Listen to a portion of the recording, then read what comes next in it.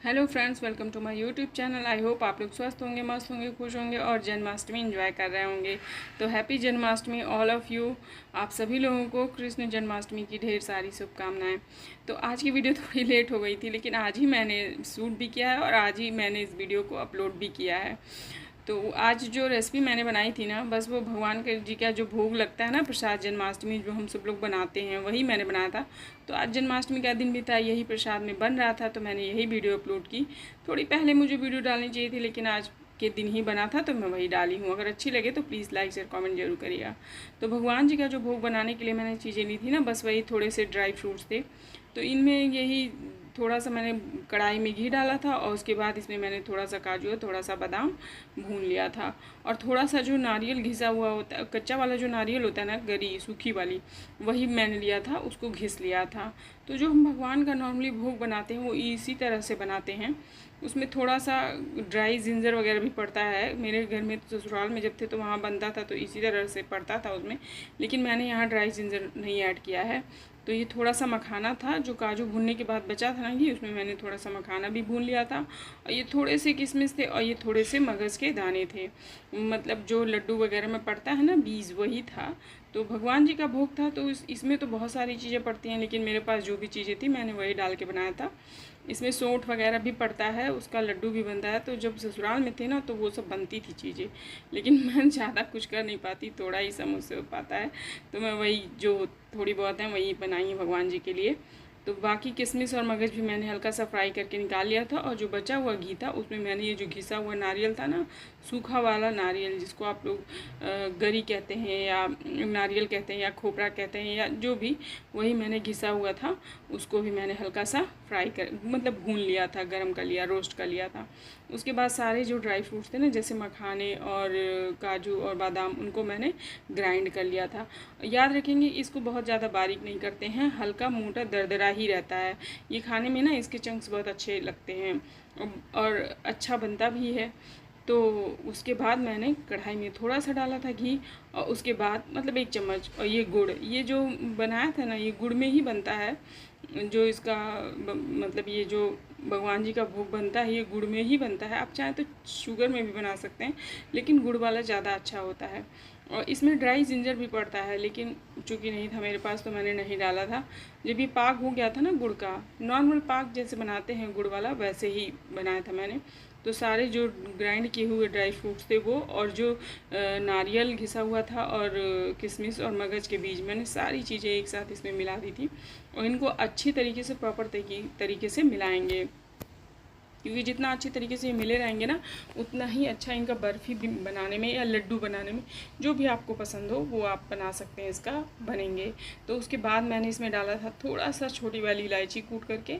आप इसके जगह पे रोज़ वाटर ऐड कर सकते हैं, लेकिन चूँकि भगवान जी का भोग था तो इसमें इलायची में मुझे डालना सही लगा, मैंने वही डाला था। आप भी डाल सकते हैं। उसके बाद मैंने ट्रे लिया था बर्फ़ी जमाने वाली, और उसमें थोड़ा सा घी लगा के इसको ग्रीस कर लिया था। और उसके बाद ये जो सारा मिश्रण था ना, उस ट्रे में मैंने जमा दिया था बर्फ़ी की तरह। आप चाहें ना तो इसका लड्डू भी बना सकते हैं। मोस्टली तो इसका लड्डू ही बनता है, सोंठ वाला लड्डू, क्योंकि जन्मदिन, भगवान जब हम किसी का जन्मदिन मनाते हैं, मतलब जन्मदिन होता है उस दिन, जिस दिन उसका बर्थ होता है उस दिन सोंठ वाले लड्डू ही बनते हैं, वही होता है मेन प्रसाद भगवान जी का। लेकिन मैं बर्फ़ी ही बनाई थी। और ससुराल में तो लड्डू ही सौंठ वाले बनते हैं, और वही बटते भी थे, ज़्यादा क्वांटिटी में वहाँ बनता था क्योंकि बड़े तरीके से बनाया जाता था। लेकिन मुझे यहाँ थोड़ा ही समझ में आया तो मुझे जो था मैंने वही बनाया। देखिए इस तरह से मैंने इसको जमा लिया था ट्रे में। और ये जो मगज़ के बीज थे ना, वो थाली में चिपके हुए थे, मैंने उनको भी ऊपर से डाल दिया था। और ये थोड़ा थोड़ा गर्म ही था, तभी मैंने इसको कट कर दिया था। ठंडा हो जाने पे थोड़ा सा ये सही शेप में ना आए, लेकिन जब ये गर्म रहते हैं ना तो बहुत इजीली आराम से कट जाते हैं और थोड़ा सा शेप में भी अच्छे से हो जाते हैं। देखिए इस तरह से मैंने थोड़े से काजू से इसको सजा भी दिया था। हो तो सजा दीजिए, नहीं तो कोई बात नहीं है, ये ऐसे भी अच्छे लग रहे थे।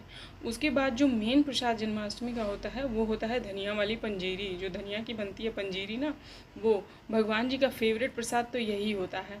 तो इसको बनाने के लिए थोड़ी सी मैंने धनिया ली थी, उसको मैंने धुल लिया था और स्ट्रेन कर लिया था। देखिए स्टील वाली जो छन्नी है ना, इसी में स्ट्रेन करके रख दिया था 15 से 20 मिनट के लिए। तो इसके सारा पानी निचुड़ गया था। उसके बाद मैंने इसको भून लिया था। और ये बहुत जब भुनेगा ना तो चट चट की आवाज़ आएगी और इसमें स्मेल भी अच्छी आने लगती है। उसी समय हम इसको निकाल लेंगे। और उसके बाद इसमें थोड़े से मैंने मतलब 1 चम्मच के लगभग किशमिश था और थोड़ा 2 4 5 काजू और बादाम थे, उनको भी मैंने हल्का सा उसी कढ़ाई में रोस्ट कर लिया था विदाउट घी। उसमें घी वगैरह कुछ भी नहीं ऐड किया था, नॉर्मली ऐसे ही रोस्ट कर लिया था, भून लिया था।